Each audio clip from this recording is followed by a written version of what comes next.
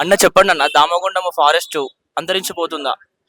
Damagundam forest మంచిగానే ఉంది.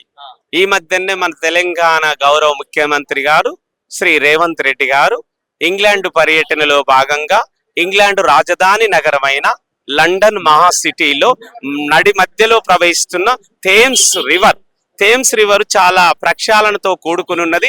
కాబట్టి అక్కడ వాటర్ బోర్డు తోని ఇంజనీర్స్ తోని రివ్యూ మీటింగ్ లో పాల్గొని ఈ థేమ్స్ రివర్ కలుషితంగా ఉండే దీన్ని ఎలా ప్రక్షాళన చేసిరో అలాంటి టెక్నాలజీ మాకు కూడా ఇవ్వండి. మా తెలంగాణ రాష్ట్ర రాజధాని హైదరాబాద్ నగరం నడి మధ్యలో ఉన్నటువంటి మూసి రివర్ ను ప్రక్షాళన చేస్తామని చెప్పి అదే ప్లాన్ ని ఇక్కడ ఇంప్లిమెంట్ చేస్తున్నారు.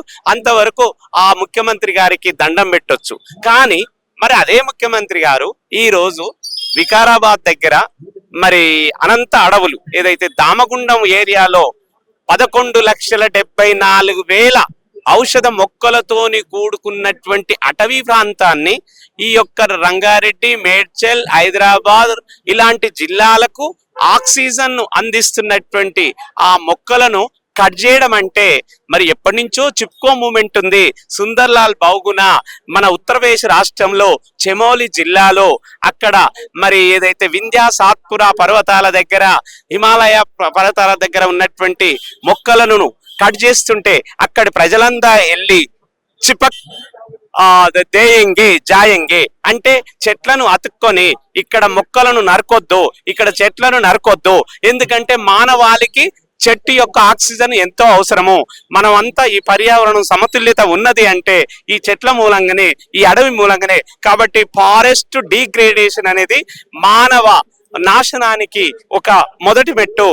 ఫారెస్టేషన్ చేయాలి కానీ డీగ్రేడేషన్ చేయొద్దు. మొక్కలను నాటండి.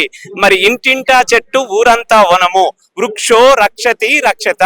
మరి చెట్లను మనం కాపాడితే ఆ చెట్లు మన పర్యావరణాన్ని బ్యాలెన్స్ గా ఉంచి మన జీవరాశులను అనేక జీవులు ఆక్సిజన్ మీద ఆధారపడి తమ బతుకులు ఎల్లదీస్తున్న ఈ కాలంలో మరి డెవలప్మెంట్ అని చేస్తున్నటువంటి ఈ విధానంలో జరిగే తప్పులను ఆలోచించి ఈ ఫారెస్ట్ డిగ్రేడేషన్ ను నేవీకి అప్పగించినటువంటి ఇంకా నిర్మానుష్యమైన ప్రాంతాలలో ఇలాంటి ఫారెస్ట్ కు అది నేవీకి అవసరమైన ల్యాండ్ ఇచ్చి ఇలాంటి అటవీ సంపదను పరిరక్షించి మానవులను జీవరాశులను కాపాడవలసిన ఒక గురుతరమైన బాధ్యత కేంద్ర రాష్ట్ర ప్రభుత్వాల మీద ఉన్నదని నేను మీ యొక్క ఓకే టీవీ ద్వారా ఓ మేధావులారా, ఓ సామాజిక వేత్తలారా, ఓ విద్యార్థులారా, ఓ రైతులారా, కూలీలారా ఈ విషయాన్ని మీరు ఆలోచించి జనజాగరణ ప్రపంచంలో జన జీవితంలో మీరు కూడా అవేర్నెస్ తీసుకురావాలని మీ టీవీ ద్వారా వాళ్ళను కోరుకుంటున్నానండి. కానీ రేవంత్ రెడ్డి ఏమంటున్నాడంటే ఇవే చెట్లను తీసుకుపోయి మేము వేరే దగ్గర నాటుతాము అని అంటున్నాడు.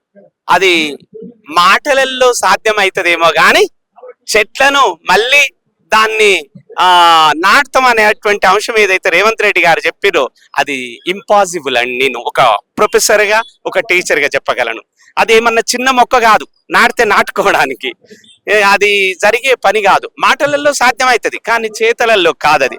మళ్ళా 11,74,000 మొక్కలు నాటడం, అది కూడా ఒక ఔషధ మొక్కలు మెడిసిన్ మొక్కలను నాటడం అంటే అది చెప్పడానికి అతిశయోక్తి ఉంది దానిలో, అంతే తప్ప అది సాధ్యమయ్యే పని కాదని నేను ఒక టీచర్ గా అసిస్టెంట్ ప్రొఫెసర్ గా ఉస్మానియా యూనివర్సిటీలో పనిచేస్తున్నా. అది సాధ్యమయ్యే పని అయితే కాదండి. ఒకవేళ రేవంత్ రెడ్డి గారు ఇప్పుడు మీ బాధలు పట్టించుకోకుంటే తర్వాత కార్యాచరణ ఎలా ఉండబోతుంది?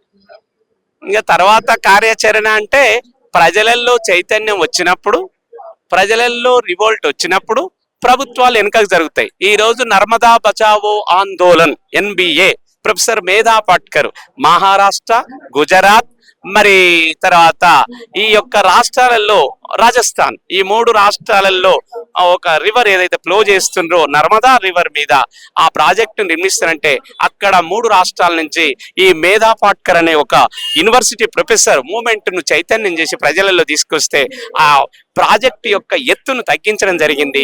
ఆ నిర్వాసితులకు తర్వాత ఏర్పాట్లు కూడా చేయడం జరిగింది.